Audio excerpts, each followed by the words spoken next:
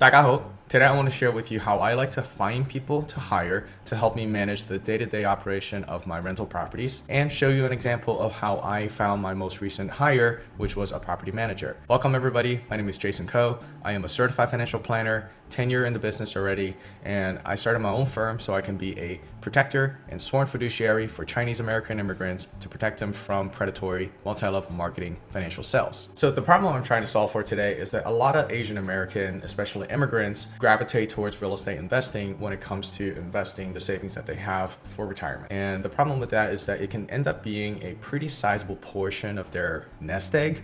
I have a client of mine who ends up having like 80% of their net worth all tied up in physical rental properties. And the problem with that is that it is far from passive. Things break all the time, tenants leave, there are vacancies, city demands the owner make repairs. And so it's far from passive.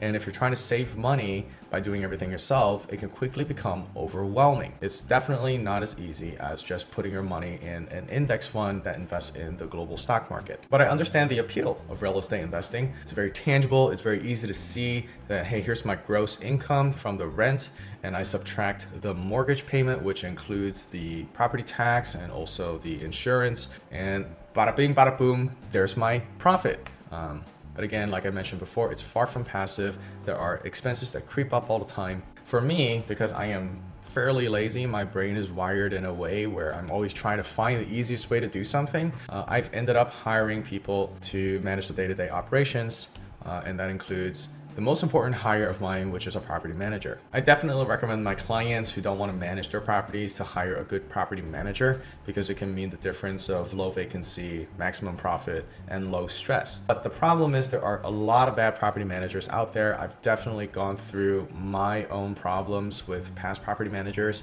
not being available, not being on top of things, not increasing rents over time, so the property is constantly under market rents, just not maximizing the profitability. It's very hard to find a good property manager.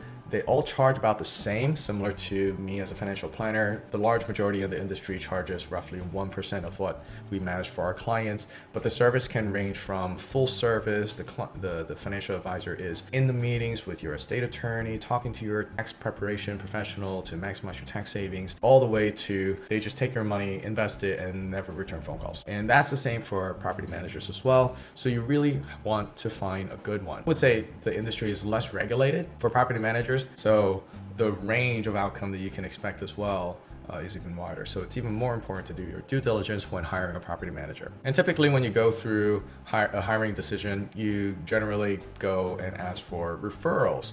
But I think there's a problem with that. I've had issues in the past where I got referrals even from experienced landlords, and I had a pretty bad outcome. And I concluded that in the end, a referral can happen when a contractor, when a professional ends up doing a good job one time. But consistency is something very difficult to achieve for a lot of people. And maybe by the time I hire them, maybe they've grown too big, have too many properties under management, or just gotten too busy, they're not responsive. And also the person that you talk to may value different things. For me, I really value people that are good communicators, that show up on time, that do good quality work. But that generally means they're not cheap. But my friends may value different things. They may value that someone is cheap. And especially considering Asian American immigrants tend to stick with their own little social bubble. And that means if there are good professionals that you should have hired, they probably haven't integrated into the Chinese community, and thus their name isn't passed around. So before we get into how I use Google Maps to find property managers and really any other real estate professional to hire, I got a question for you. Drop in the comments and let me know your past horror story when it comes to real estate investing. I am going to read all of your comments and may include them in future videos. The reason I like Google Maps is that I found it to be pretty reliable when it comes to the reviews. And also with real estate, you really need to hire people that have some kind of proximity to the property that they're going to service. And in the end, it's also free. That's the cherry on top. So let's go through an exercise. I got Google Maps open right here. This is the St. Louis area. I live here. So I'm going to search for property manager. I already have one. I'm just going to share how I found my most recent hire. So we see a few here scattered, but actually there's a lot more. They don't end up showing every single one. Otherwise it's overwhelming. But what I like to do is I narrowed it down a little more. I search for this area, you'll see a few pop up. The first thing I like to do is I'm going to filter by the rating, and that cuts out a lot of them already. And I look at the left-hand side, and generally you see the top choices are on top. Obviously, skip the ads.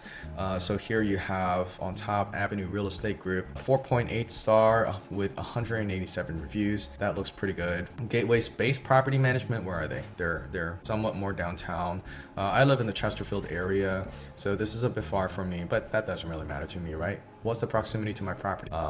My properties are more so in the North County, so they may be close enough. So that's going to go on my list here, Real Property Management Endeavor. So my property, I do have one here, so they may be one of them that I end up calling when I'm looking to switch property managers for the one managing for my St. Charles property. This one, PMI St. Louis Metro, they only have 6 reviews, 5-star.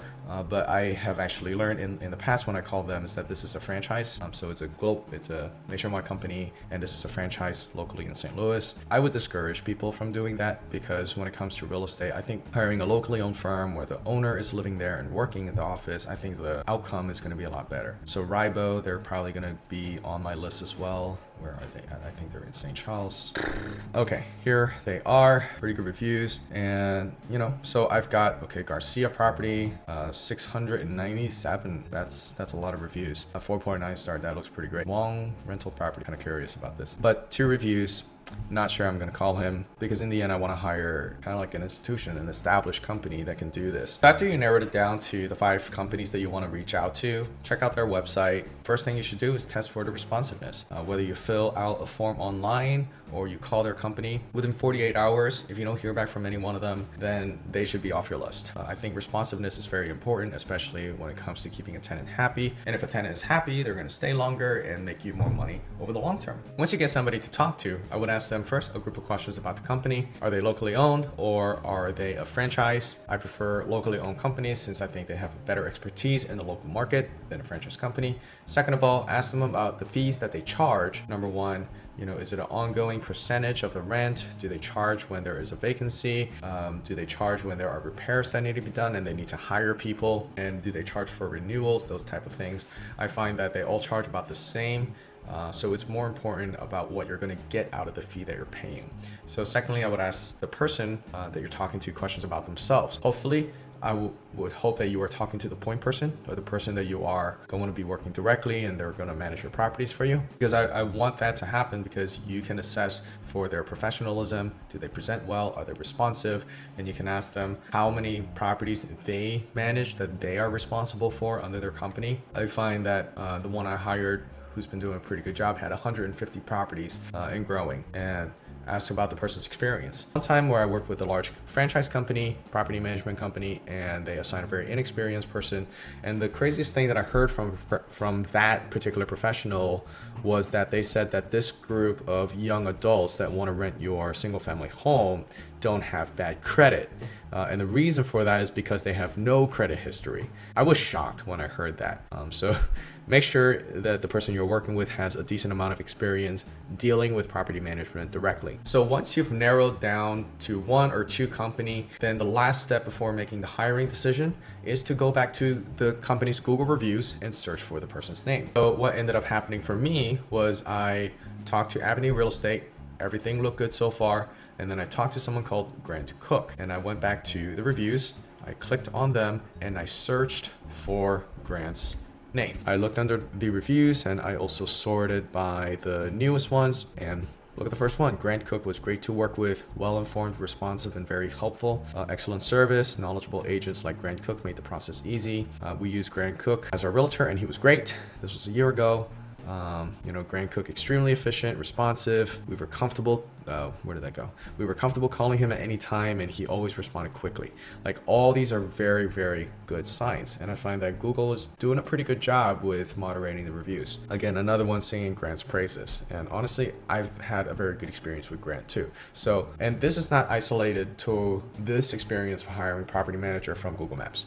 I've hired good electricians, I've hired good plumbers, all types of trades using this method of first going to Google, looking by proximity of the property, look for a few companies to call, test for the responsiveness, and just go ahead and hiring. So this has worked out very well for me, and it's even better than texting like 2 of my friends for referrals and then dealing with them not replying back to me right away or at all. So this concludes the part of the video where I cover how to use Google Maps to find a professional. So thanks for watching it to this part. So for subscribers only, I have a questions for you. You've noticed in the past I've made every single video in English, Cantonese, and Mandarin.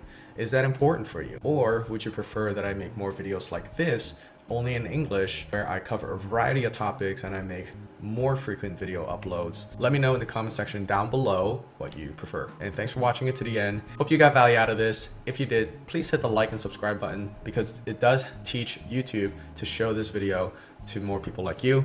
And thanks for watching it to the end. Sarkin.